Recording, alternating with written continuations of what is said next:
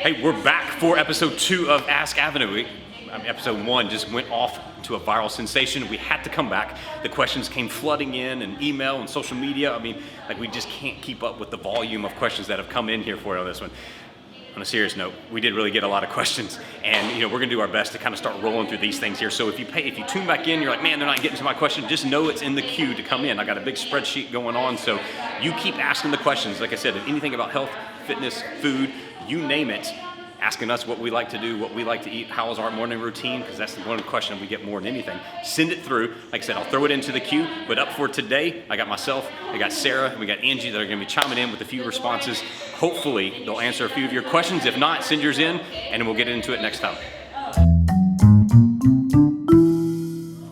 When things stall out like this is you have to look back and go, okay, first off, are you getting enough movement in? Which you are. You're already getting 5 days in there. And then we look to the second side of it all. You go, how are you eating? How are you sleeping? And it's an old cliche. We've been saying this for 15 years. It is not going to change in this situation here. You've got the 5 days, perfect. How are you eating? All right, that's the biggest culprit. A lot of times is when we move 5 days a week, 6 days a week, even 7 days a week, we give ourselves permission to have a few more little treats, if you will, or a few more drinks, because you're like, you know what, I'm moving enough. It's already good. Now, on the flip side, if you say, hey, you know what, I'm moving 5 days a week there, I'm eating relatively healthy 80%, 90% of the time, then we start to look at sleep and say, how are you sleeping? And you say, okay, are you getting consistently 7+ hours every single night? Or are you skimping 6, 6.5, maybe even getting down into the 5s, and then you're trying to fuel yourself throughout the day with just lots of caffeine and just kind of this rush of adrenaline with the workout that gets you jazzed up for the day, and then you come crashing into bed late at night. And now if you tell me like, hey, look, you know what, I'll move 5 times a week, I'm eating perfect, I'm filling up my vegetables on my plates like I'm supposed to, I'm sleeping 7+ hours a day, you know what, rock star. Then we have to go back to your workouts and say, okay, well, how are you specifically training? Are you running the same 3 to 5 miles?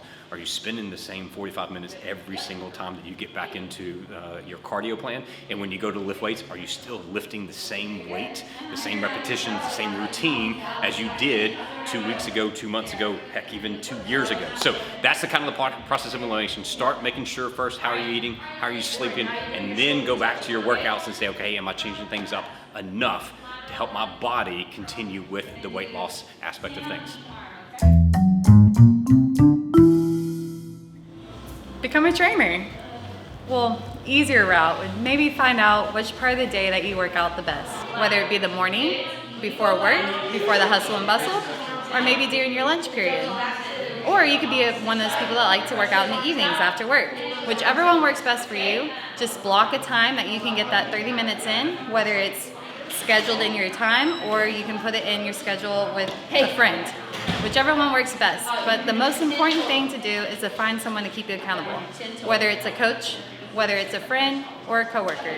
Ask them to be hard on you if you need to be, and make sure they ask those questions that get you thinking. All right, enjoy. Be a good role model. That's about the best way you can teach your kids how to a healthy lifestyle, make it sustainable. One thing that we always talk about is, are you talking about food in a healthy way, or is it I'm always on a diet, really, rigid on the food choices, or is it, hey, put half your plate as vegetables and make good choices 90% of the time, right? Your talk about food and the words that you use really impact your children. The other one would be exercise. Be a good role model and, ask them to come work out with you. Or is it always just your time and they never see you do it? So I would invite them in to work out with you, let them watch you work out, show them some, fun exercises that you like to do, show them that you like to go out and sweat too.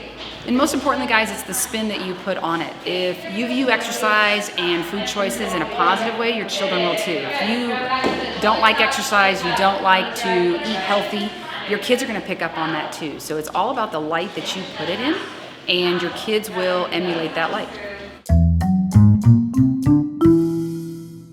Hey, without really knowing your individual situation here, there could be a lot of things. There could be tightness that's going on in your ankle and your hips and your back that's causing this knee pain here. But I'm just from a distance here, I'm going to try to give you just 2 simple moves that you can try short of just not running anymore. But if you really want to try this here, because runners are notorious for simply just walking out the door, doing a few of these like little cheesy kind of like bend over here, they grab the leg, they kind of do all this funky stuff, and then they take off and they limp run for about a mile, and then all of a sudden it starts to feel better. So if you don't want to be that limp runner when you're running down the street going, God, that just looks really bad, do these two things, and I won't say that they will guarantee your knee pain to go away, but they're going to start to help it feel better. So you're going to take a lacrosse ball here, not a tennis ball, a lacrosse ball. You're going to get this ball and you're going to put it underneath your foot here, barefooted, and you're going to roll for 1 minute, just underneath. You're going to dig and dig and dig and dig and dig underneath there on this. And when you're rolling underneath there, what that's going to do is it's going to start to loosen up the foot, which is going to loosen up the calf, which is going to loosen up the hamstring, the butt, the back. All these things are going to start to loosen up.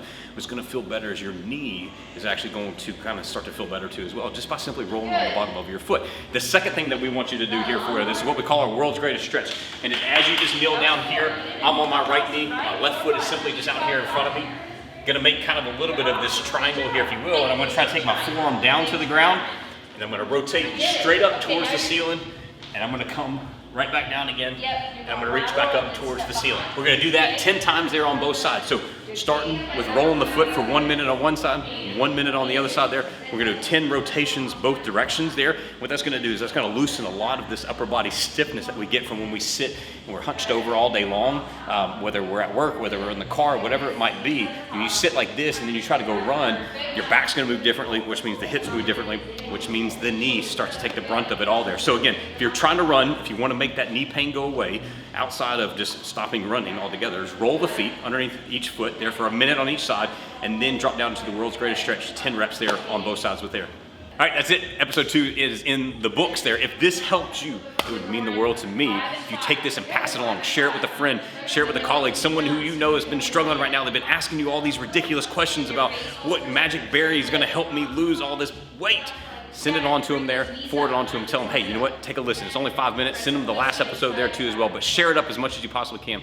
Help us spread the good word, and maybe one day, we'll get around to your question once you send in yours, and we'll answer it for you there.